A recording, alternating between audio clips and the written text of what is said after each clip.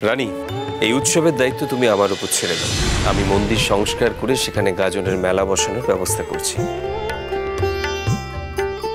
কিন্তু রামপ্রসাদ ঠাকুর, আপনাকে তো একটা দায়িত্বভার নিতে হবে।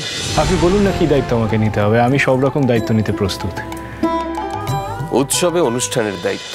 শিব পার্বতীর পালায় আমরা কে কি হব রে? আরে বাবা, তাই জন্যই তো তোদেরকে ডাকা। কাকে কোন চরিত্র দেওয়া যায় সেটা অবশ্যই একটু ভাবতে হবে। একতলা তুই শিব ঠাকুর। আমি আর ও হলো গিয়ে গৌরী।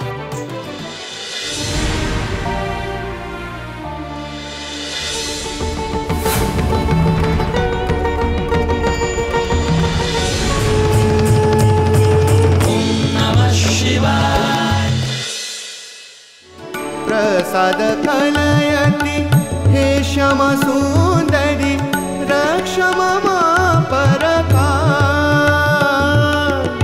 प्रसाद कलयति हे श्यामा सुंदरी रक्ष मम परकाल। दीनहीन प्रति कुरु कृपालेश वारय काल कराल। शंकर पदतले मगन रिपुदले विगलित कुंतल जाल। शंकर पदतले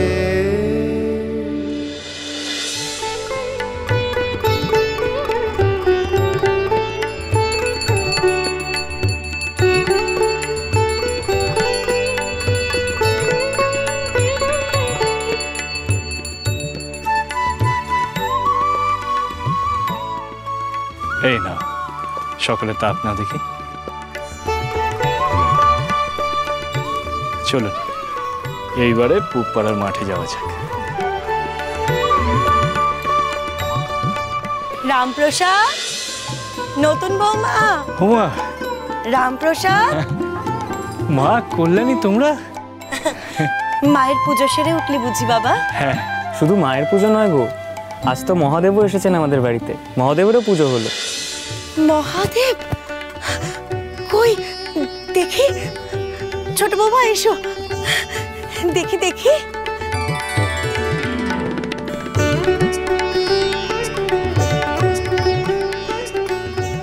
জয় বাবা।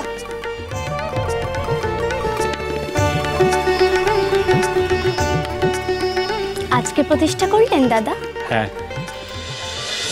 আজকে এই পুণ্যতিথিতে যেভাবে রামপ্রসাদ মহাদেবকে পেয়েছে সে এক কাণ্ড। সবই প্রভুর কৃপা, মায়ের কৃপা। জয় মা। হ্যাঁ রে রামপ্রসাদ, এই এত সবকিছু হলো কি করে বাবা? সে অনেক কথা গো মা, এখন বলে শেষ করা যাবে না। আর তাছাড়া আজকে অনেক তাড়া আছে গো, ওই পুবপাড়ার পুরনো মন্দিরে আমাদেরকে যেতে হবে। আচ্ছা, রামহরি কোথায়? তার তো আবার আজকে পালা আছে। রামহরি? ও বাবা, তার কথা আর বলিস না। আজকের দিনে কি তাকে আর ঘরে আটকে রাখা যায় রে? জানিস কোন ভোরবেলা উঠে সে ওই মেলার মাঠে ছুট লাগিয়েছে।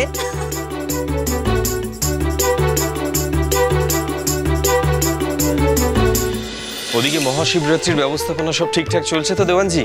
হ্যাঁ মহারাজ, সব ব্যবস্থাপনা ঠিকঠাক চলছে। অনেক লোকজনের সমাগম হয়েছে, দূর দূরান্ত থেকে অনেক লোকজন আসছে এই উৎসবে যোগদান করতে।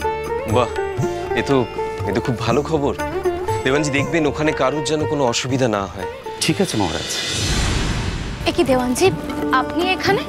ওদিকে গাজনের মেলা শুরু হয়েছে আর শিব মন্দিরে পুজো শুরু হয়েছে। হ্যাঁ রানীমা, সবকিছু তৈরি আছে। দেওয়ানজি, আপনি বরং অনুষ্ঠানের জায়গায় যান আর দেখবেন কারোর যেন কোনো রকম অসুবিধা না হয়। কেমন? ঠিক আছে মহারাজ, আমি এক্ষুনি যাচ্ছি। কি ব্যাপার ভবানী, তুমি কখন যাবে? মহারাজ, আমি তো যাওয়ার জন্য তৈরি, কিন্তু আপনি খুব ব্যস্ত হয়ে পড়েছেন। বাহ, আমি ব্যস্ত হব না? এত বড় কর্মকাণ্ডের দায়িত্ব যখন নিয়েছি সেটা সুষ্ঠুভাবে পালন তো করতেই হবে। চিন্তা করবেন না মহারাজ, ভোলেনাথের কৃপায় সবকিছু ভালোই ভালোই হবে, দেখবেন। তোমাকে আমি যত দেখি ভবানী তত অবাক হই। তোমার মতো একজন মহিষী নারী যে কি করে আমার স্ত্রী হলে। মহারাজ, এসব আবার কি কথা বলছেন আপনি? না ভবানী, দেখো আমি রাজ্যপাট কিছুই বুঝি না। আমি নিজের মতো সঙ্গীত চর্চা করি, নিজের পড়াশোনা নিয়ে থাকি। আর তুমি একজন সাহসী নারী। তুমি বিদেশি অত্যাচারীদের থেকে শুরু করে ঘরের শত্রু অব্দি সবাইকে একা হাতে বিনাশ করতে পারো। মহারাজ, একজন নারী তার সংসারের জন্য সব কিছু করতে পারে। আর আপনি যেমন আমার আপন, ঠিক তেমনই আপনার প্রজারাও আমার আপন, আমার সন্তানের মতো। আর একজন মা তার সংসার আর সন্তান দুজনের জন্য সব কিছু করতে পারে। তোমাকে আমার স্ত্রী হিসাবে পেয়ে আমি খুবই গর্বিত ভবানী। আমি জানি আমার অবর্তমানে তুমি রাজ্য ঠিক খুব ভালোভাবে সামলাতে পারবে। মহারাজ, এসব আপনি কি কথা বলছেন? আমি সব সময় চাই আপনার আমার পথ চলা যেন দীর্ঘ হয়। আর আপনার উপরে যদি কোনো রকম কোনো দুর্যোগ আসে, সবার প্রথমে সেই দুর্যোগ যেন আমার উপরে আসে। না ভবানী, ভবিতব্য তো কেউ খণ্ডাতে পারে না। কিন্তু আমি জানি যে তুমি আমার সামনে ঢাল হয়ে আছো। আর সব সময় থাকবো মহারাজ। আচ্ছা, এখন এসব কথা থাক, মন্দিরের দিকে তো যেতে হবে। ওদিকে ঠাকুরও চলে এসেছে, গিয়ে দেখি কেমন আয়োজন হলো। আমার বুঝি পরীক্ষা আজকে? মহারাজ, এমন কথা আমি কখন বললাম? চিন্তা করবে না মহারানী, আয়োজন সব ভালোই হয়েছে। আমার সাথে আড্ডা আড্ডা করতে হবে না, এবার চলুন। চলো।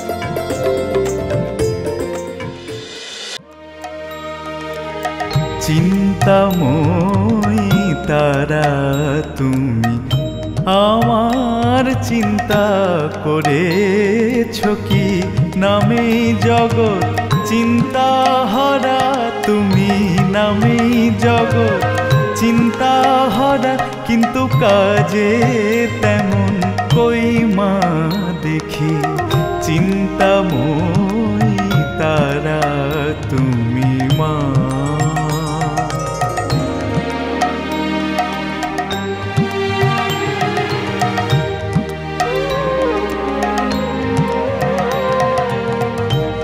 প্রভাতে দাও অর্থ চিন্তা মধ্যাহ্নে দাও জঠর চিন্তা সায়ান্নে দাও অলস চিন্তা বল মা তোমায় কখন ডাকি নামেই জগৎ চিন্তা হারা তুমি নামেই জগৎ চিন্তা হারা কিন্তু কাজে তেমন কই মা দেখি চিন্তাময়ী তারা তুমি মা।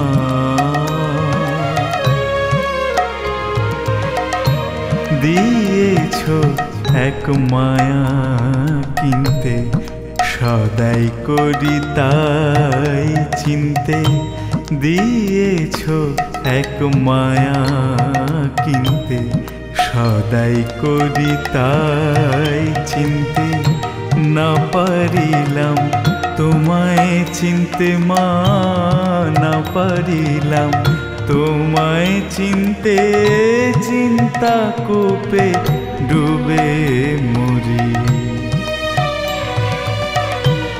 তুই গো পাষাণে মেয়ে পরম চিন্তা মনি পেয়ে তুই গো পাষাণে মেয়ে পরম চিন্তা মনি পেয়ে রইলি পাষাণ হয়ে রাম প্রসাদকে দিয়ে ফাঁকি নামে জগৎ চিন্তা হারা তুমি নামেই জগৎ চিন্তা হারা কিন্তু কাজে তেমন কই মা দেখি চিন্তাময়ী তারা